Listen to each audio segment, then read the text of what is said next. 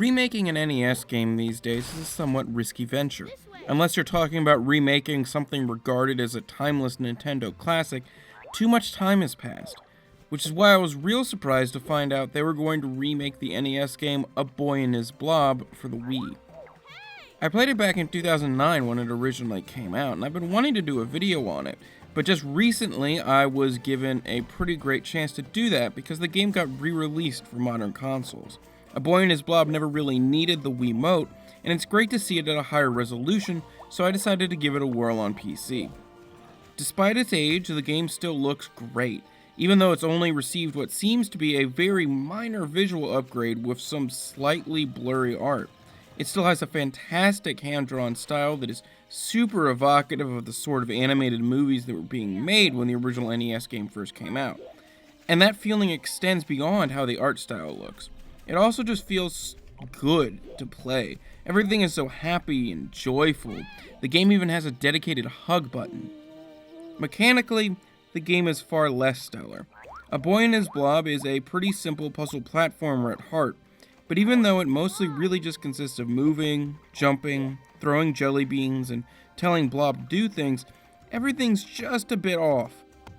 Movement is a tad unresponsive, Blob can be randomly belligerent, and jumping is floaty and imperfect, an especially serious problem in a game that has one-hit deaths.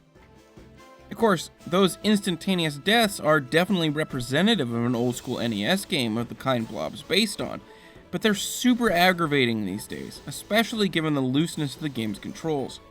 Thankfully, it does have a rather forgiving checkpoint system, so while you might be frustrated, you'll never lose all that much progress when you do die. It's not all platforming though, there's still the puzzle part of this puzzle platformer. By feeding Blob jelly beans, you can transform him into a number of different objects, like a ladder to climb up, a trampoline to jump on, or a hole to fall through.